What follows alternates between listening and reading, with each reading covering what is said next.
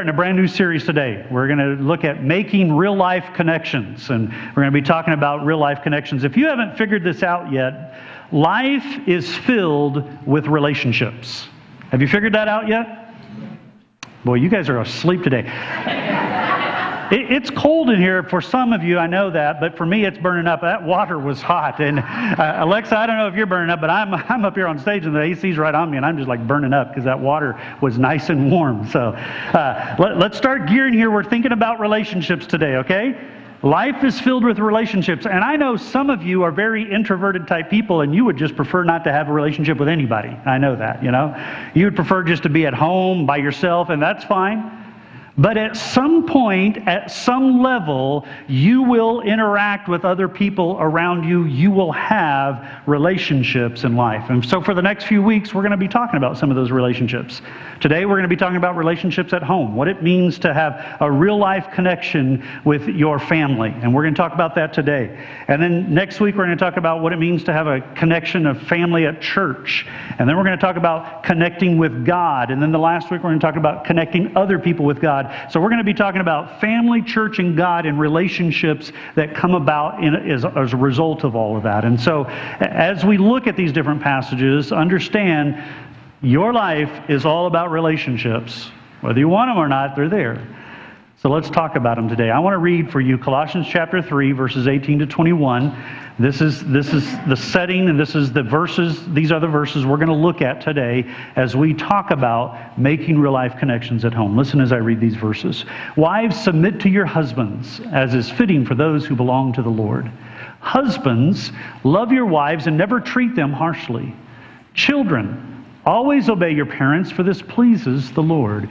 And fathers or parents, do not aggravate your children, or they will become discouraged. And so we're going to talk about this today. We're going to talk about family, these relationships that it talks about in this passage. You realize that family was God's idea, right? Okay, we're starting to wake up a little bit here.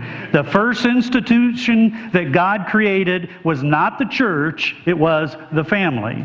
In Genesis chapter 1, chapter 2, He created the family long before the church came into existence. So the family is God's idea, it's God's plan, and if it is His plan, then we need to follow His plan, right? We need to obey His plan. But the reality is, for any and every relationship to really succeed, we must first be in a relationship with Jesus Christ. And He needs to be the centerpiece of all of our life. So when we talk about family today, the reality is we got to understand our relationship with Jesus, and then we can really talk about family. Now, there's a couple other passages that talk about family as well. Ephesians 5 and 6 talk about family, and I'll refer to them occasionally as well. And I know that as I look at some of these ideas today, that some people in the world today would call them antiquated. Some people would say, man, the world is so different today. Family is so different today. Whatever the Bible had to say about family doesn't mean anything today. And I would disagree with you today, because I'm not talking about my idea and my plan for family. I'm talking about God's plan for family. And God's word is eternal, and therefore we need to listen to His word today. We need to understand what He has to say about family. Now, I wish I could really go into detail. That's not the emphasis of this series. A few years ago, about 8 years ago, I preached a series entitled House or Home, Which One Are You Building? And what we're going to summarize today, we took 5 weeks to go through it last time. And maybe we'll come back to that series here in a couple of years. But right now, we're going to just talk about what it means to have better connections at home in 4 key areas. These verses have 4 key areas, and each one of these key areas has a very important key word that goes with it. All right, so let's look at them. First of all, we're going to talk to the wives. We're going to talk about wives and talk to the wives. What is God's plan for the wife? What is His blueprint for the wife? What is His one key word that He uses here for the wife? What is the word? All right, half of you said it, but the other half don't want to say it. The word is the biblical word submit, hupertasso. Okay? Now, here's the thing. This is one of those areas where today a lot of people say, no, we don't even talk about that.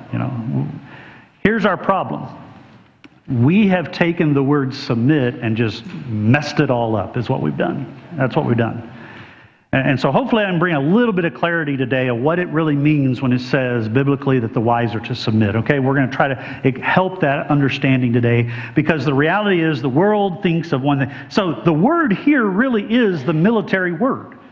Hupertasso is the word where there's a military officer and then someone comes underneath that officer. Okay, so there's a rank here. So unfortunately, for those of you who have been in the military, or those of you who have seen any military movies, immediately you think of an officer barking out orders. That's what comes to your mind. And that's why we don't understand this word submit, because even though it's that word, that is not the idea that's brought out in this word. When we look at this word submission, or to submit, you need to understand it does not cancel out equality. Men and women are equal in the eyes of God. God made them male and female.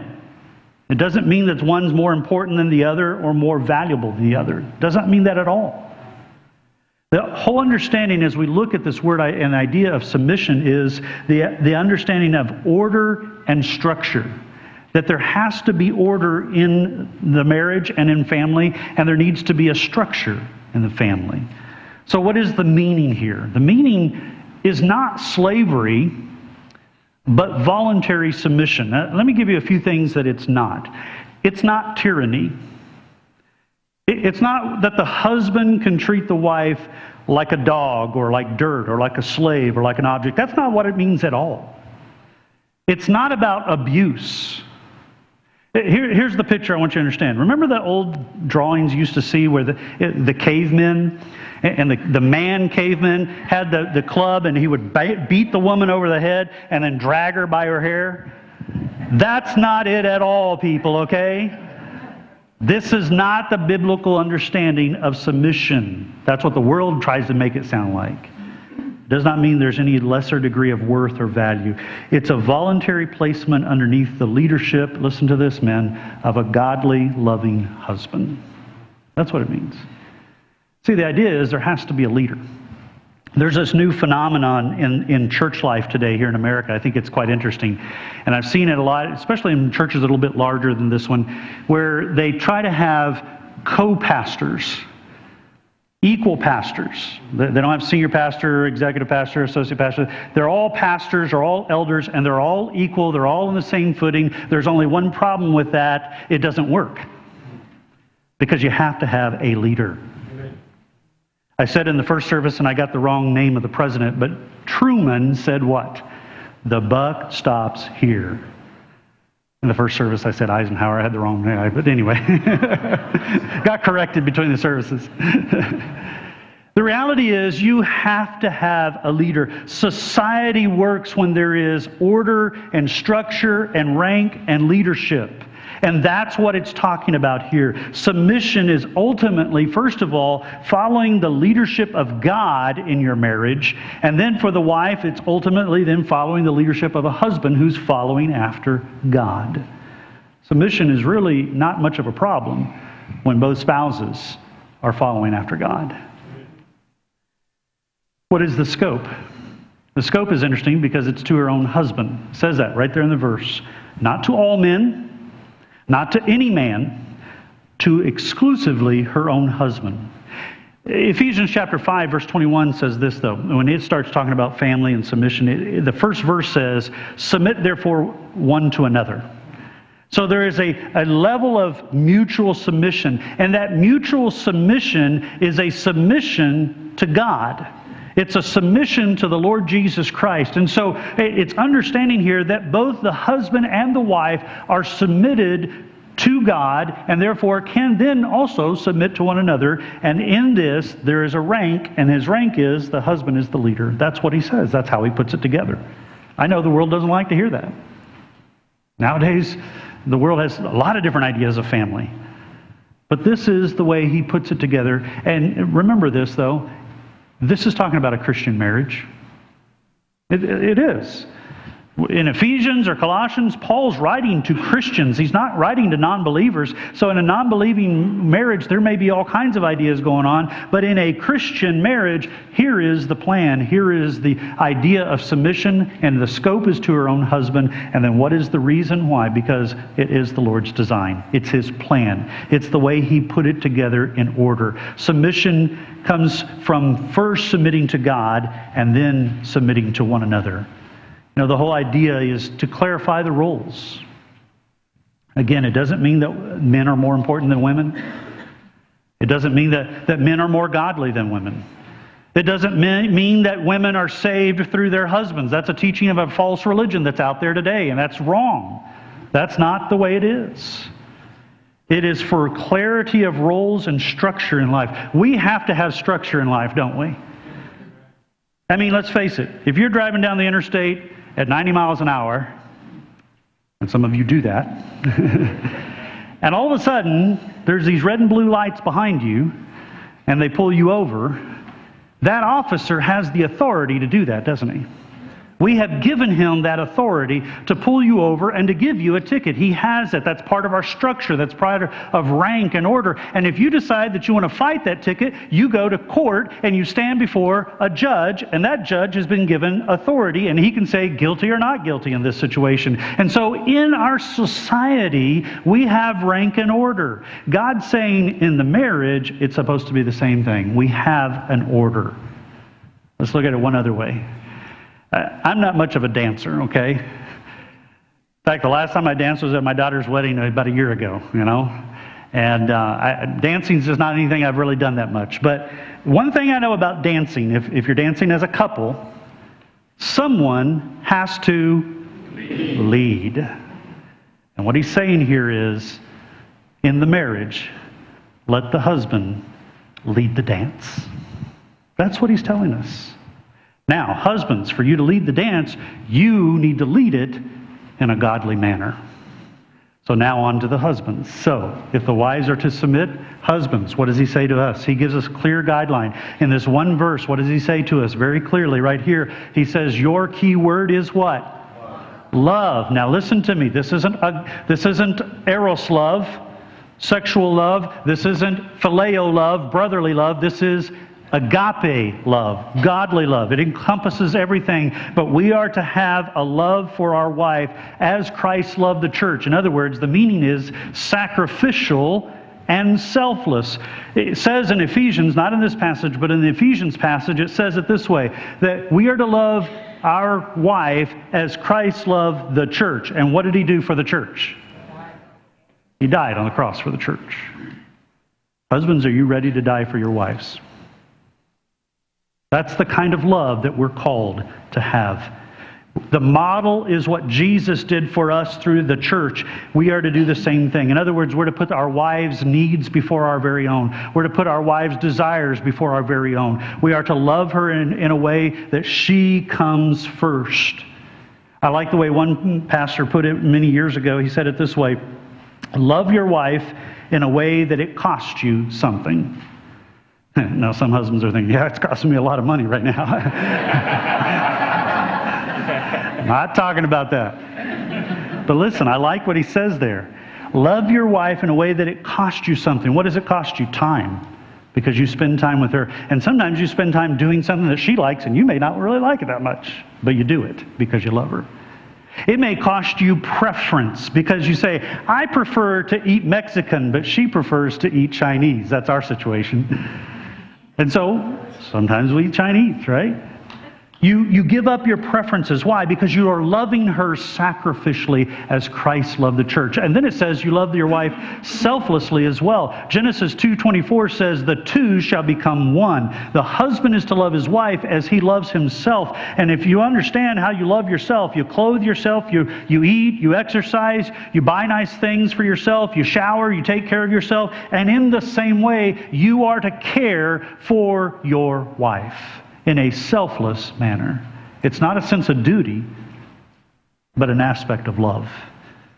One guy says it this way, treat her like the queen that she really is. She's the queen of your life. Here's another thought. Love her intentionally. I like this. Think about this. God loved us so much that he had a plan, and his plan sent his son to die on the cross for us, right? There was a plan. God loved us intentionally. Husbands, do you love your wife intentionally enough that you have a plan of how you want to love her and how you're going to show love for her? Have you nourished her and have you cherished her? Have you built this relationship? After so many years, it's easy to get caught in a rut and a routine. Are you continually building this love relationship with your spouse? Because that's what he wants. That's what it means to love her sacrificially and selfishly. Men, tough job, isn't it? It is. It's a tough job. I want to tell you something. If we'd get the love part right, that submission part, it'll come easy. It will. If we do our part right.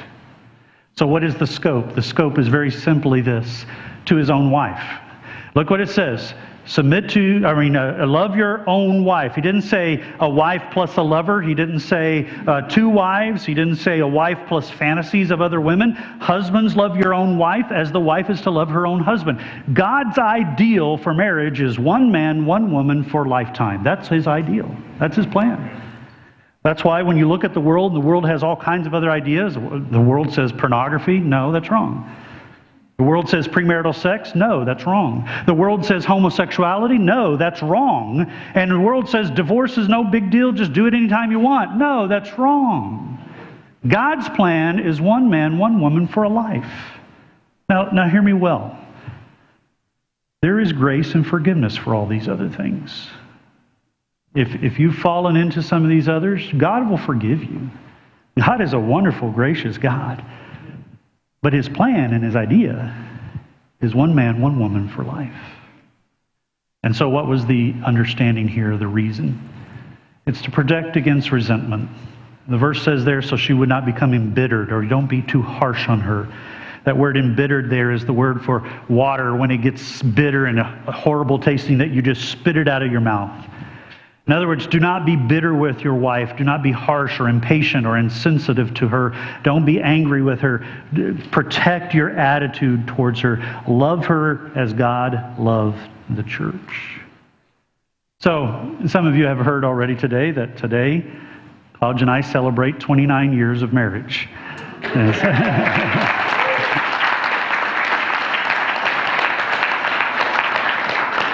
29 years ago, the Lord blessed me with a beautiful woman that looked like that right there.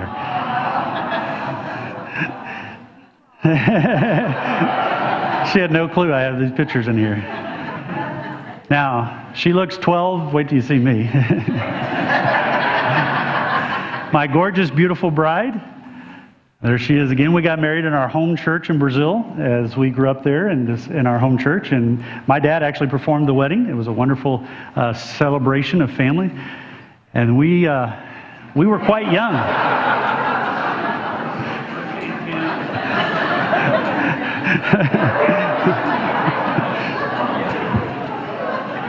No, I was not 12 years old, okay? I was not 11 either. 22 and 20.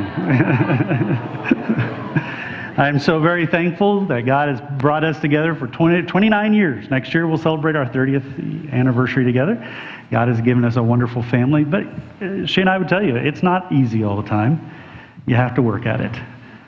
Husbands and wives, you have to work at your marriage. Let's move on, because the next part talks about children.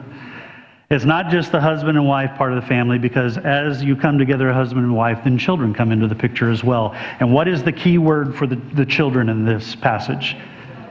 Obey. The key word is obey. So what does it mean to obey? I want to bring an understanding of this word. First of all, really what you understand is it means to bring honor. To honor them. To honor your parents. It's more than just a physical obedience to jump up and do what they say. It's more than just a mental obedience. There really comes with it an attitude. What is your attitude? Because you can obey your parents and have a horrible attitude. And that's not really obeying. because that's not bringing honor to them. Because the attitude ought to be respect for the authority that God has given in the home. In fact, if you go all the way back to the Old Testament, this is one of the big 10, right?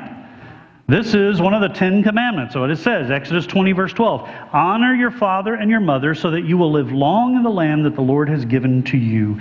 And so he says, honor your father and mother. And notice what this verse does not say. There is no time limit on this verse. It doesn't say while you're a child at home, honor your father and mother, although that's what we think most of the time. That's the way we use that verse. But if you're 80 years old today and your parents are still alive and they're 100 years old, you still have the responsibility to honor them, to respect them. It doesn't matter how old you are. It's a lifetime commitment. How do I honor my parents? This is one of those messages where there's a lot in here, but I want to give you just 3 ideas. I didn't write these down, but it depends on what stage you're at in life. So if you're a child, you are to obey and respect. That's how you honor them. If you're a young person, teenager, young person getting ready to be out on your own, you accept them and appreciate them. When you get out on your own, you don't always have to say, okay, I'm going to do it exactly like mom and dad did. But when they give you an idea, you accept it and you appreciate it. And then when you're an adult, this is an important one, you affirm them and you don't abandon them. Too many people nowadays want to just leave their parents back in a corner somewhere. And that is not biblical. You don't abandon your parents. This is a lifetime commitment to them. How do I honor them? I obey and I respect. I accept and I appreciate. I affirm and I do not abandon them. What is the scope here? The scope is in all things lawful. So it says in everything in the verse, but I want to make that clear here. God would never tell you to obey your parents if your parents are telling you to do something against the law, okay? And how do we know that scripturally? We'll go back to the book of Acts. When the disciples were told by the leaders of the town, and they said, do not preach in the name of Jesus anymore, what was their response? They said, we must preach in the name of Jesus. We cannot stop doing that, all right? Now, the reality is most of your parents in this room will never tell you to do something against the law, okay? You know, I always get that, well, what if my parents tell me to do this, or what if they tell me to do that? You know, let's get over that, okay? Because there are some horrible parents out there. I'm not going to deny that.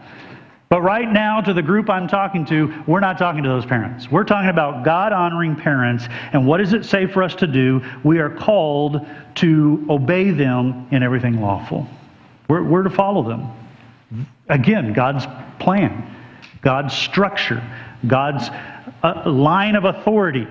The children don't run the house. Can you imagine if the children ran the house? What do you think, Billy? That'd be kind of fun sometimes, wouldn't it? But God didn't plan it that way. It's an authority thing, and we are to respect and honor God has given in His authority, and that's our parents. Reason it pleases God. It brings peace to the home. It brings solidity to the home and a godly home. And here's one of the things. This is the only command in the Big Ten that He added a promise to. You remember that? So it may well go well with you in your life. Let me just put it this way as we finish this part right here. How I relate to my parents will affect every other relationship I have in life. Because the first relationships you really have in life are with your parents. The baby begins to relate to the mom and to the dad, and that grows from that moment on, and how I relate to my parents affects every other relationship in life. In fact, they have done surveys several different times, and it has shown that people who get along with their parents have a lot less stress in their life. Kids, if you're stressful today, start obeying your parents. It'll cause you to have less stress. Children, obey your parents. The last one is this, parents. Parents, what do you do? Well, the key word here is the word encourage. It's the word encourage. Parents, you and I need to remember this. Our children do not belong to us. Psalm 127 says very clearly, children are a gift from the Lord. They belong to Him. They're on loan to us. They're not ours. Sometimes we think they are, but they're really not ours. God has blessed us with them temporarily so that we would be great stewards and raise them in godly homes so that they in turn can be servants of the Lord Most High. That's why He's given them to us. So how do we do that? We encourage them. In other words, don't abuse your authority. Do not provoke, do not embitter, do not exasperate, avoid exasperation. To exasperate means to enrage, to make them mad. How would you do that? Well, some of the ways we do that sometimes is we provoke them. Sometimes we're too harsh on them. Sometimes we find fault in everything they do. Sometimes we overcorrect them. Sometimes we're too perfectionistic. Sometimes we expect too much out of them. There's all kinds of things that we can do that will provoke our children, and we're not to do those things. One translation of this verse 21 says it this way: fathers, don't come down too hard on your children, or you will crush their spirits. I like that. Be careful that you don't crush the Spirit of God in your child. Encourage them. Don't discourage them. Real quickly, I know I'm running out of time. Eight ways that you provoke your children. You make promises that you don't ever intend to keep. Be careful with the promises you make. And by the way, little children, when you say maybe, their mind thinks yes. Be careful. Another way, you nag them all the time, always finding fault in them. You micromanage them. You set unrealistic expectations for them. You show partiality or play favorites. You're inconsistent when you enforce the rules of discipline. You design punishment that far exceeds the nature of the infraction. Or the worst one is you just totally ignore them. Do not provoke your children. Parents, don't criticize your children all the time. Every time you criticize them, you have the possibility of crushing their spirit. The word is to encourage them. Every time you have to come down on them because they did something wrong, make sure you find another opportunity to encourage them and to lift them up. Because we are called to do that. What is the scope? The scope is we're always to do this. We're always to encourage. Use your authority in a correct way to encourage, to love, and to honor your children. Just like they're to love you and honor you and respect you, you are to do the same thing for them as well. Love, honor, and respect them also. And why is it? Well, I kind of already gave you the reason why. It's because they don't belong to you. They truly belong to God. And you are called to be their parent, to nurture them and to raise them in a godly home so that they will follow after the Lord Jesus Christ. One man put it this way: one way to correct your children is to correct the example that you are setting for them. Be sure that you are setting the correct example for your children.